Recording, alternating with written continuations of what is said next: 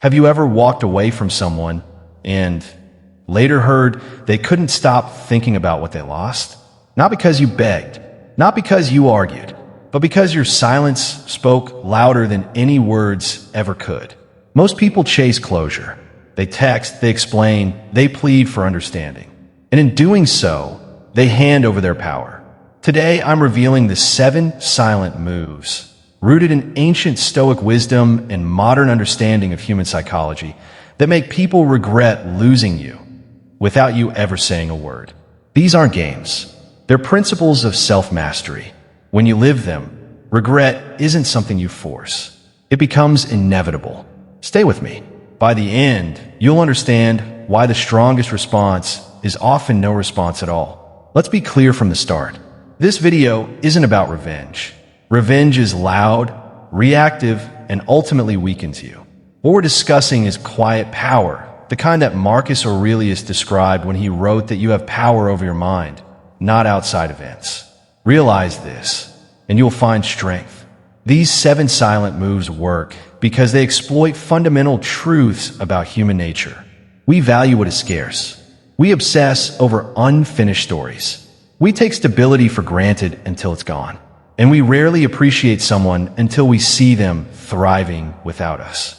Move 1. Master the art of radical absence. The moment someone crosses a boundary or chooses to leave your life, you vanish completely, calmly, permanently from their orbit. No final message.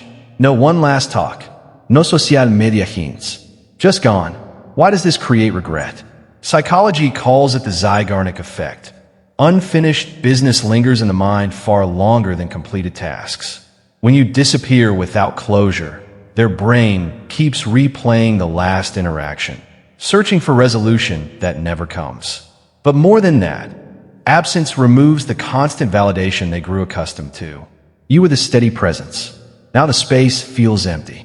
And emptiness breeds reflection.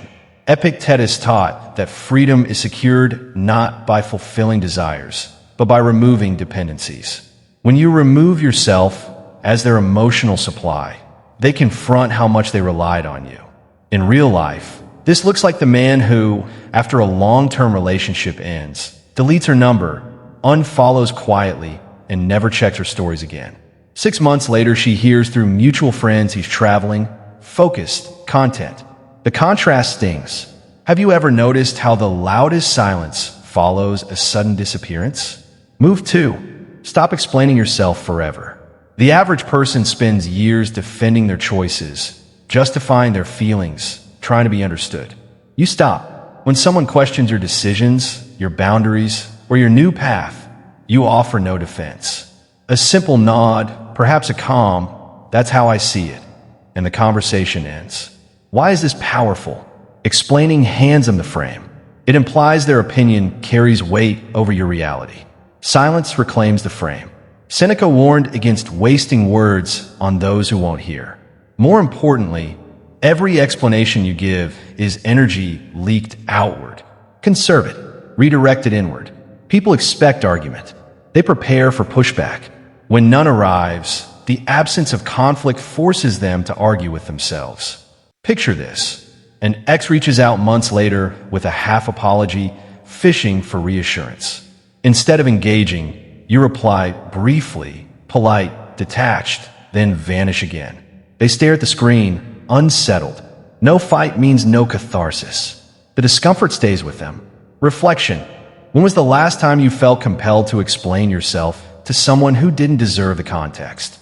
Move 3. Turn pain into private evolution.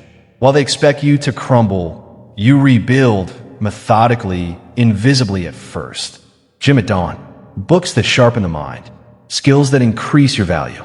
New circles that reflect your standards. You don't post thirst traps or success porn. You simply improve. And eventually, the evidence becomes impossible to ignore. This triggers social comparison theory. Humans measure their worth against others. When the person they discarded becomes visibly better, physically, mentally, financially, emotionally, cognitive dissonance sets in. They thought they traded up or escaped. Now reality contradicts the story they told themselves. A realistic scenario. Sarah ends things with James because she felt he was too safe. James doesn't beg. He disappears. A year later, mutual friends share photos from his new business launch. He's fit, confident, surrounded by driven people. Sarah scrolls, lingers on one image too long. The quiet thought arrives, I let that go. That's regret born not from manipulation, but from undeniable contrast. Stoics understood suffering as raw material. Marcus Aurelius wrote, "The impediment to action advances action. What stands in the way becomes the way." Use the obstacle as fuel. Move 4. Cultivate genuine indifference.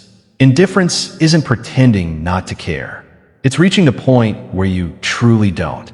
This is perhaps the most devastating silent move because it cannot be faked for long.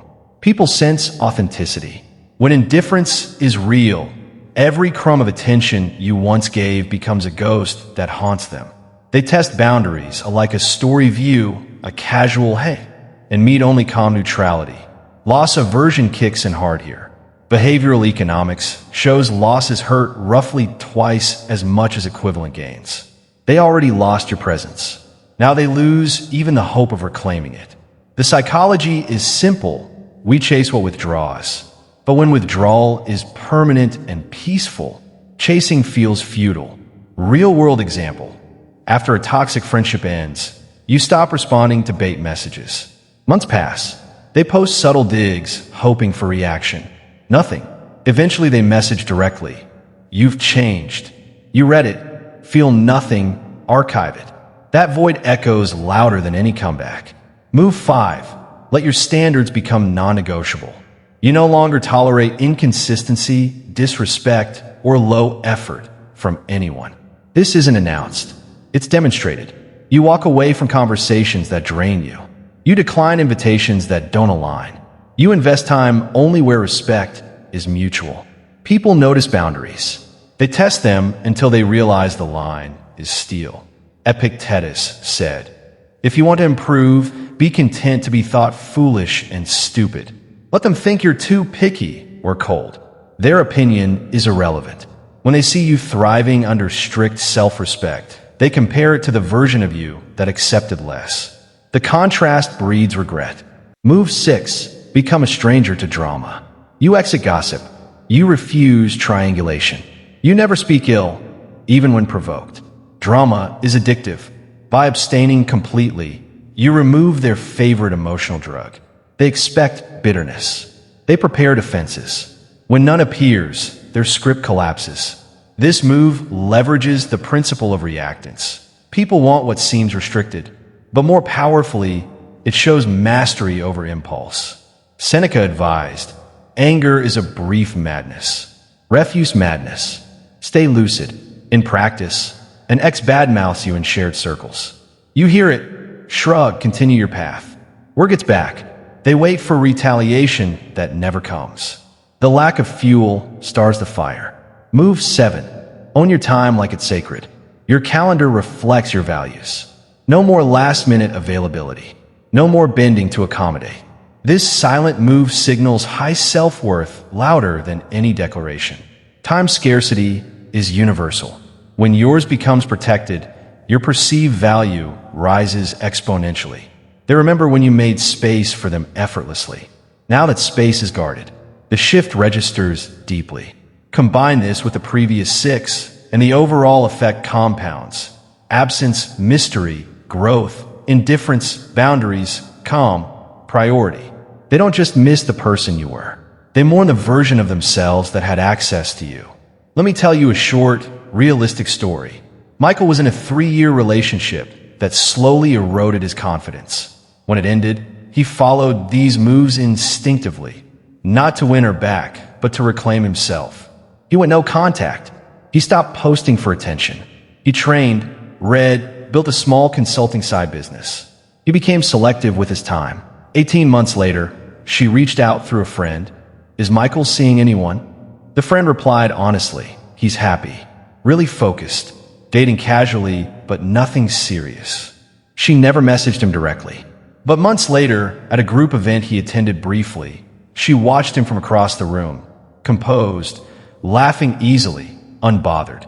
Later, she confided to a mutual friend, "I thought I'd feel free, but seeing him like that, I feel like I lost something irreplaceable."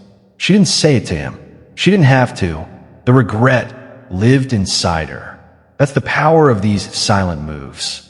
They don't require your participation. These 7 moves: radical absence, refusing to explain, private evolution, true indifference, unbreakable standards, drama abstinence, sacred time, are not tactics to hurt others. They're practices to honor yourself. The Stoic does not seek regret from others. He seeks virtue within. And paradoxically, when you live with discipline, clarity, and calm self-command, the world rearranges itself around you. People feel the shift. They sense the gravity. And often, quietly, privately, they regret ever letting go of someone who learned to hold themselves so completely. You don't need them to regret it, but they will. Because once someone sees what full self-possession looks like, it's hard to unsee. Take these principles. Apply them not for power over others, but for sovereignty over yourself. That's where real strength lives. If this resonated, if you're ready to live with more intention, drop a single word in the comments, silent. And if you want more explorations into human behavior, Stoic principles, and quiet power, consider subscribing. No hype, just deeper clarity delivered straight to you. Until next time, stay calm, stay sovereign,